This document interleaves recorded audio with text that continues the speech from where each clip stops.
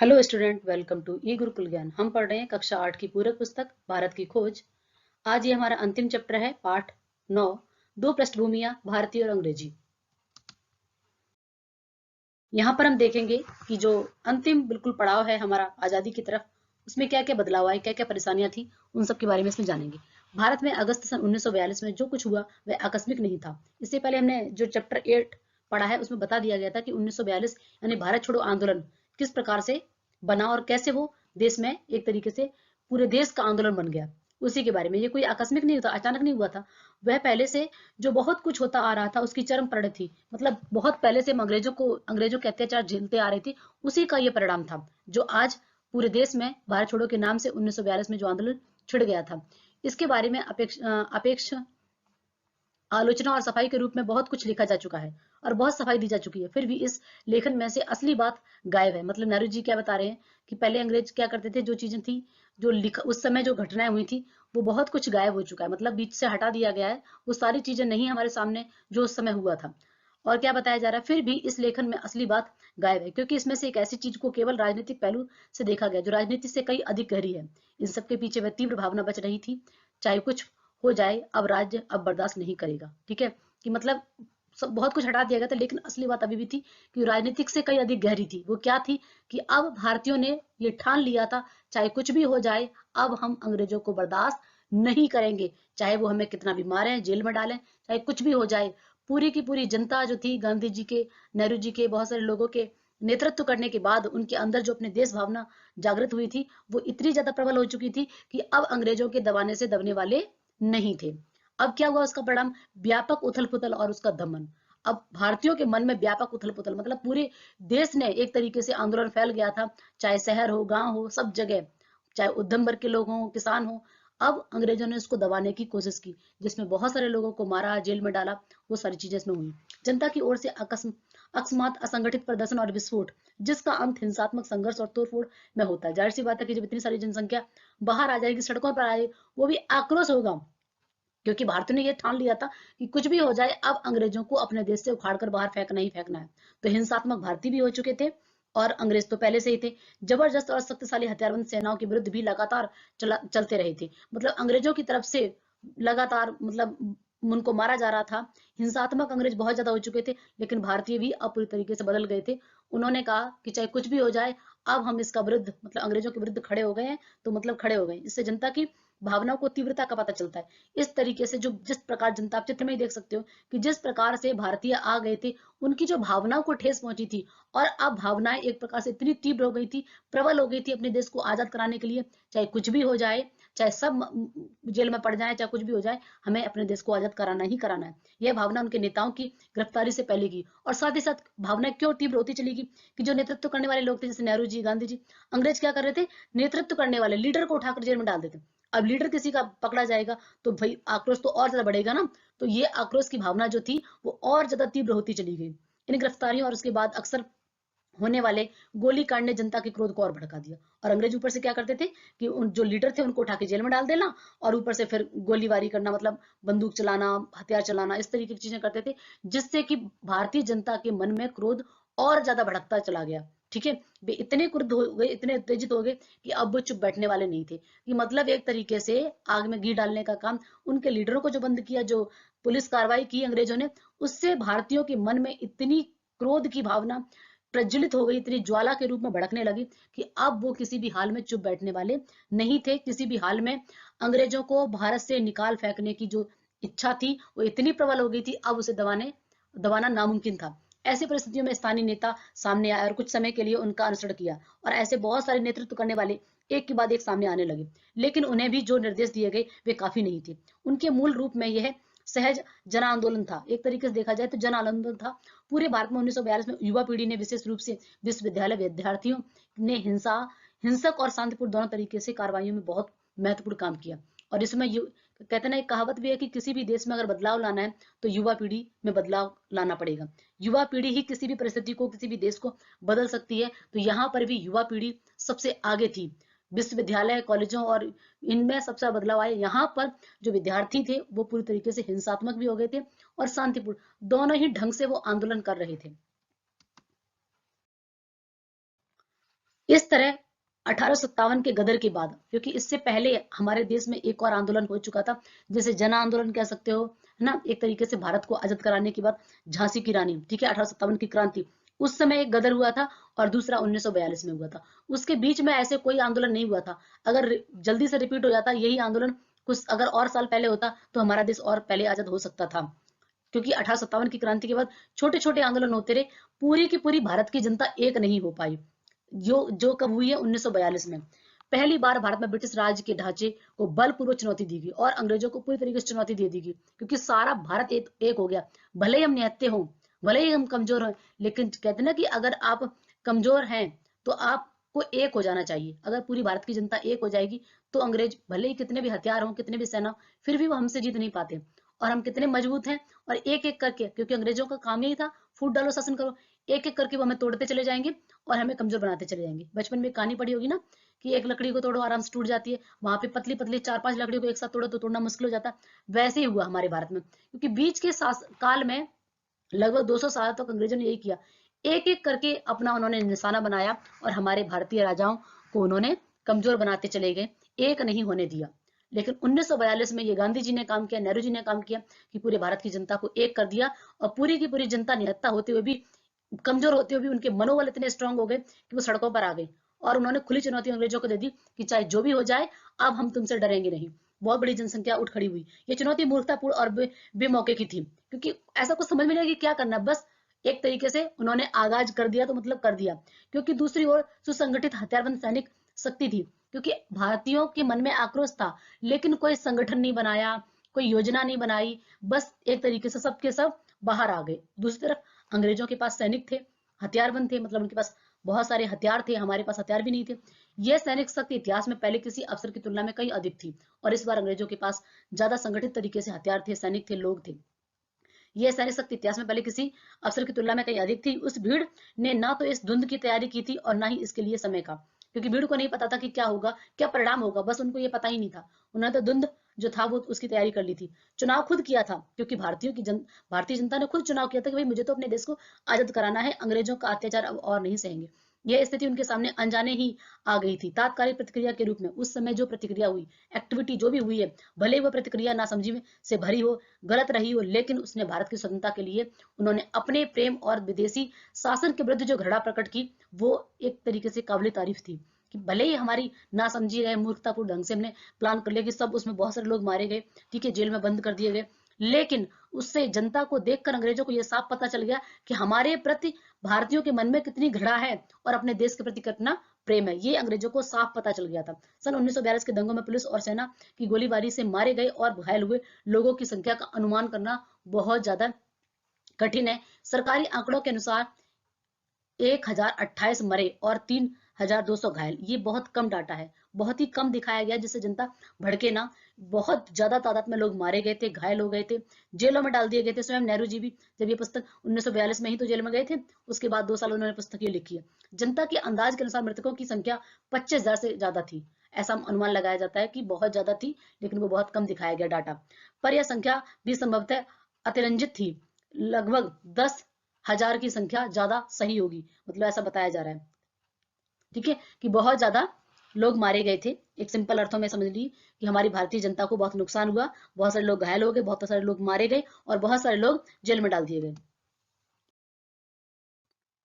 यह असाधारण बात थी कि कैसे बहुत से शहरी और ग्रामीण क्षेत्रों में ब्रिटिश शासन खत्म हो गया था। बहुत जगह ऐसा लग रहा था कि बिल्कुल अंग्रेजी शासन जो था खत्म हो गया है। उन हिस्सों पर दोबारा विजय पाने में उसे कई दिन लगे। मतलब कई जगह तो इतने ज्यादा आंदोलन तीव्र हो गए थे, बाकी जनता अंग्रेजों के प्रति इतना ज्यादा आक्रोश और क्रोध प्रकट कर रही थी कि वहां तो ऐसा लग रहा था कि अंग्रेज वहां से भाग गए थे, उस जगह से, उस शहर से, उस गांव से। और फिर से जब ये 1942 का आंदोलन थमा, क्योंकि हम आजादी तो 47 में हुई ना, तो उन्होंने कुछ थाम लिया था अंग्रेजों, क्योंकि उनके पास तो प्लानिंग थी, हथियार थे, पुलिस थी, सब कुछ थी। तो उन जहां जहां अंग्रेजों के अड्डे थे, वहां दोबारा से विजय पाने में अंग्रेज कांप रहे थे, उनको डर लग रहा था, और बहुत मुश्किल से कई हफ्ते लग गए, एकदम से नहीं, कई कई हफ्ते, कई दिन लग गए, तब जाके उन्होंने उस जगह पर दोबारा से अपना अधिकार वापस पाया। ऐसे विशेष रूप से बिहार में, बंगाल में, मिदनापुर के जिले में और संयुक्त प्रांत के दक्षिण पूर्वी जिलों में हुआ। ऐसा हाईलाइट किया गया कि कौन कौन सी जगह पर अंग्रेज जो थे भय से कांप रहे थे उस जगह पर, उनको दोबारा से अपना कब्जा पाने में कई सप्ताह लग गए, मतलब कह सकते हो कि दिन लग गए। ये बात ध्यान देने की संयुक्त प्रांत की बलिया जिले में जिला दोबारा जीतना पड़ा, और अंग्रेजों को ऐसा करना पड़ा कि उन्हें दोबारा युद्ध करना पड़ा बलिया जिले के लोगों के साथ वापस से उसको जीतने के लिए। भीड़ के खिलाफ शारीरिक हिंसा और लोगों को चोट पहुंचाने की कोई गंभीर शिकायत नहीं थी। ठीक है, एक तरीके से अंग्रेजों ने हमारे साथ बहुत अत्याचार किया था। अब क्या हुआ, भारत की बीमारी और अकाल, बाद में जो स्थिति आप चित्र में देख रहे हो कि भारत में भयंकर अकाल और बीमारी, ठीक है, इसका भारत को बहुत ज्यादा खामियाजा भुगतना पड़ा। एक तो अंग्रेजी शासन का, और दूसरी तरफ हमारे भारत में क्या हो गए, लोग बीमार, गरीब और अकाल, इन सब का बहुत ज्यादा भारत को एक तरीके से कह सकते हो कि बुरा समय भारत के साथ था। भारत बहुत बीमार था, तन और मन दोनों से ही, क्योंकि तन से तो था ही, क्योंकि अंग्रेजों ने जिस तरीके से हमारी हालत कर दी थी, खाने को नहीं था, जो उत्पादन करते थे वो टैक्स के रूप में सब कुछ वसूल कर लेते थे, हम पर कोड़े बरसाना, जेल में डाल देना, तरह तरह से यातनाएं देना। मन से भी कमजोर हो चुके थे, जबकि लड़ाई में कुछ लोग बहुत फूले फले थे, दूसरों पर बोझ चरम सीमा तक पहुंच गया था। मतलब एक तरीके से कह सकते हो कि ये जो बोझ था अंग्रेजों का, ये गरीबी का, अकाल का, इसकी स्थिति बहुत ज्यादा बढ़ चुकी थी, और इसकी भयानक स्मृति दिलाने के लिए अकाल पड़ा। मतलब एक तरीके से और ज्यादा ये स्थिति जो गंभीर थी, इसको और गंभीर बनाने के लिए क्या आ गया, अकाल पड़ गया। अकाल मतलब लोग भूख से मर रहे थे, तड़फ रहे थे, बीमार हो रहे थे, दूर दूर तक विस्तृत अकाल, जिसका प्रभाव बंगाल और पूर्वी दक्षिण भारत पर पड़ा था। जितने लोग युद्ध में नहीं मारे गए, उससे ज्यादा अकाल में मर गए, स्पेशली कहां पर, बंगाल में और पूर्वी दक्षिण भारत में।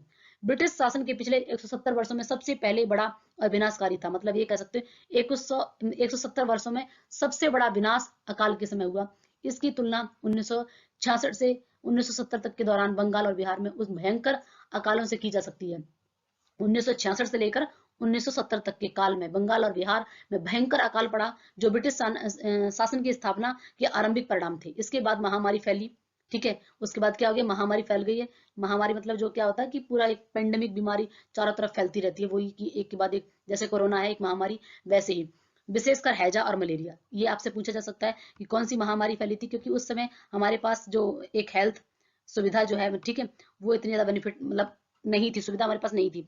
तो हैजा और मलेरिया ये बहुत ज्यादा एक तरीके से फैल चुकी थी, और बहुत ज्यादा लोग मर रहे थे। दूसरे सूबे में भी फैल गई थी। सूबे मतलब प्रांत, इतिहास में हम इसको प्रांत पढ़ते हैं, तो दूसरे प्रांतों में भी ये बीमारी फैल रही थी, और हजारों की संख्या में लोग इसके शिकार हो रहे थे, मर रहे थे, ठीक है, भूख से, बीमारी से। बहुत, जितना तो युद्ध में नहीं मारे गए, जिससे कई ज्यादा इस महामारी में लोग मरे, ठीक है। इस अकाल के ऊपर के थोड़े से लोगों की खुशहाली के झीने आवरण ने नीचे भारत की जो तस्वीर है उसे उघाड़ उखाड़ कर रख दिया। एक तरीके से कह सकते हैं कि मतलब भारत की जो स्थिति थी वो और ज्यादा गंभीर हो गई। यह तस्वीर ब्रिटिश शासन की बदहाली और बदसूरती की तस्वीर है। एक तरफ अकाल महामारी और दूसरी तरफ अंग्रेज, ये दोनों ही तरीके से भारत जो था पूरी तरीके से गंभीर स्थिति में था।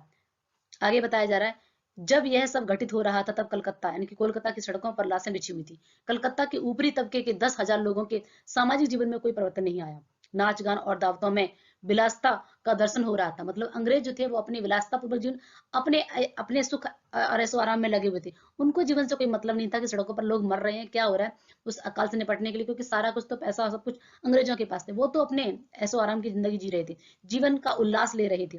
अक्सर कहा जाता है कि भारत अंतर विरोधों का देश है, ठीक है, मतलब हमारे भारत के अंदर ही अंदर बहुत सारे विरोध चलते हैं। वो कुछ लोग बहुत धनवान हैं तो कुछ लोग बहुत निर्धन है। मतलब जो अमीर और गरीब के बीच में जो खाई है वो बहुत ज्यादा है, उसको भर पाना बहुत मुश्किल है, ठीक है। ऐसा उस समय की स्थिति में बहुत ज्यादा था, और आज भी आप देखते हो कि अमीर गरीब के बीच में खाई तो है ही ना। यहाँ आधुनिकता भी है और यहाँ मध्ययुगीन भी है। मतलब एक तरीके से कुछ आधुनिक युग में कुछ मॉडर्न तरीके से जी रहे हैं, तो कुछ पुरानी परंपरा से। यहाँ शासक भी है और यहाँ शासित भी है, यहाँ शासन करने वाले भी लोग हैं और यहाँ शोषण करने वाले भी लोग हैं, ब्रिटिश हैं और भारतीय भी हैं। भारतीय ऐसा नहीं था कि उस समय ब्रिटिश, कुछ भारतीय भी अपनी ही जनता को, भारत के लोग ही अपनी जनता को तंग कर रहे थे। ये अंतर विरोध सन 1943 के उत्तरार्ध में, उत्तरार्ध मतलब 1943 के बाद में, अंतिम समय में, उत्तरार्ध मतलब बाद में, पूर्व मतलब पहले में, अकाल के उन भयंकर दिनों में जैसे कलकत्ता शहर में दिखाई पड़े वैसे पहले कभी नजर नहीं आए थे। जो अकाल कलकत्ता में पड़ा था, बंगाल बिहार में, उससे पहले कभी नहीं पड़ा था। इतना भयंकर अकाल पड़ा था। अकाल की गहरी वजह उस बुनियादी नीति में थी जो भारत के दिनों दिन गरीब बनाती जा रही थी। गरीबी में सिंपल सी बात है कि सारी बेसिक चीजें जो है वो पूर्ति नहीं कर पाता इंसान, तो वो गरीब होते चले गए और उनको शारीरिक पीड़ा होती चली गई, जिसके कारण लाखों लोग भुखमरी का जीवन भी जी रहे थे और भूख से मर रहे थे। अकाल से, भूख से, बीमारी से, अंग्रेजों के अत्याचार से, हर तरीके से भारत की जनता त्राही त्राही कर रही थी। भारत में ब्रिटिश शासन पर बंगाल की भयंकर बर्बादी और उड़ीसा, मालाबार तथा दूसरे स्थानों पर पड़ने वाले अकाल ने आखिरी फैसला दे दिया, और साथ ही साथ बाकी और जगह पर भी जो अकाल था वो फैल चुका था। बढ़ रही थी लोगों की, मरने वालों की संख्या लगातार बढ़ती जा रही थी, पर वे जाएं तो कहाँ जाएं, वे क्या छोड़ेंगे। 3 वर्ष पहले मृत्यु शैया पर पड़े टैगोर के सामने एक चित्र उभर कर आया, लेकिन वे कैसा भारत छोड़ेंगे। कितनी नग्न दुर्गति, भारत की जो स्थिति थी वो बहुत ही ज्यादा खराब हो चुकी थी। अंत में उनके सदियों पुराने प्रशासन की धारा सूख जाएगी तो उसके पीछे कितने कीचड़ और कचरा छोड़ेगी। मतलब जो भारत की स्थिति थी उसके वो एक दृश्य जो था उसको सोचकर ही ये टैगोर जी की लाइन है। लेकिन वे कैसा भारत छोड़ेंगे, मतलब जब अपनी मृत्यु शैया पर पड़े थे उस समय भारत में क्या अकाल पड़ा हुआ था, कितनी नग्न दुर्गति है, मतलब कितनी बुरी हालत भारत की हो चुकी थी। अंत के ये कोटेशन भी आपसे पूछी जा सकती है, उनके सदियों पुराने प्रशासन की धारा सूख जाएगी, मतलब जो उन्होंने देखा था वो सब कुछ बर्बाद हो जाएगा। कीचड़ छोड़ेगा, कचरा छोड़ेगा अपने अंतिम समय में, ये बताया जा रहा है। ठीक है, अब लास्ट में भारत की सजीव सामर्थ्यता, अकाल युद्ध के बावजूद भारत फिर भी कितना सामर्थ्य था, कितना सजीव था, उसने फिर से अपनी काया पलट कर ली, फिर से वापस से अपने जीवन में आने का जो एक तरीके से कह सकते हैं रिकवर कर लिया। ठीक है, इतनी बुरी हालत के बावजूद भी, इतना भयंकर अकाल, महामारी, अंग्रेजों का अत्याचार, उस सब के बावजूद भारत में इतना सामर्थ्य है कि उसने अपनी स्थिति पुनः पाली। अकाल और युद्ध के बावजूद प्रकृति अपना कायाकल्प करती है, प्रकृति जो है यानी कि नेचर जो है फिर से अपना कायाकल्प करती है, यानी कि अपना रूप परिवर्तन करती है। यह कल की लड़ाई के मैदान में आज फूलों से हरी भरी घाटी को ढक देती है। किस प्रकार से फिर से हरा भरा, यानी कि सब चीजें वापस से सही होने लगती हैं। मनुष्य के पास स्मृति का विलक्षण गुण होता है, यानी कि उसकी याददाश्त, उसकी स्मृति जो है एक अद्भुत गुण है। वह कहानियों और यादों में निर्मित अतीत में बसता है, वो हमारी कहानियों के रूप में पीढ़ी दर पीढ़ी एक दूसरे को याद दिलाता चला जाता है ना। जैसे आपने अपने पिताजी से कोई सुना होगा कि भारत में ऐसे था, जैसे रामायण की कहानी, महाभारत की कहानी, पीढ़ी दर पीढ़ी हमें वो कहानी के रूप में याद है कि हमारे भारत में क्या क्या हुआ, कैसे हुआ, है ना। और पीढ़ी दर पीढ़ी वो ट्रांसफर होता चला जाता है। ये वर्तमान, इससे पहले कि हमें उसका बोध हो, अतीत में खिसक जाता है। आज जो बीते हुए कल की संतान है, खुद अपनी जगह अपनी संतान आने वाले कल को दे जाता है। वही चीज आ गई ना कि आज हमने जो अपने पेरेंट्स से सीखा है वो हम अपने बच्चों को देंगे, वो बच्चे अपने बच्चों को देंगे। इस तरीके से पीढ़ी दर पीढ़ी ट्रांसफर होता रहता है। कमजोर आत्मा वाले समर्पण कर देते हैं और वे हटा दिए जाते हैं, लेकिन बाकी लोग मसाल को आगे ले जाते हैं। ठीक है, और इस तरीके से जो मसाल है उसे आगे चला, यानी कि एक तरीके से जो नॉलेज है, जो ज्ञान है, वो आगे बढ़ता चला जाता है। आने वाले कल के मार्ग को सौंप देते हैं कि भाई अब ये आने वाला जो कल है वो आपके हाथों में, युवा पीढ़ी के हाथ में। वो आगे चलकर अपने युवा पीढ़ी को सौंपते हैं, और इस तरीके से मार्गदर्शन बनता है, कि रोड जो है, मार्ग जो है, जीवन का जो पथ प्रदर्शन है वो आगे बढ़ता चला जाता है। इस प्रकार से ये है इसके कठिन शब्दार्थ, जो आपके पूरे चैप्टर, हमारा चैप्टर कंप्लीट हो गया। चैप्टर के साथ साथ हमारी बुक भी कंप्लीट हो गई। उम्मीद है कि मेरा पढ़ाया हुआ आपको अच्छा लगा होगा। इसके अगर आपने पार्ट नहीं देखे, चैप्टर नहीं देखे, तो आप उनको भी देख सकते हो, और इसके क्वेश्चन आंसर भी मैंने आपके लिए लिखे हैं। ये है आपके क्वेश्चन आंसर। ठीक है, इस तरीके से आज हमारी ये बुक जो है पूरी कंप्लीट हो गई है। इसके सारे चैप्टर्स मैंने कई पार्ट में शब्दार्थ, प्रश्नोत्तर सब कुछ अच्छे ढंग से कराया है। अब मैं इसके वन लाइनर शॉर्ट क्वेश्चन लेके आने वाली हूँ। अगर आपने अभी तक मेरे चैनल को सब्सक्राइब नहीं किया है तो सब्सक्राइब कर लें, लाइक कर दें और दोस्तों के साथ शेयर भी कर दें। Thank you.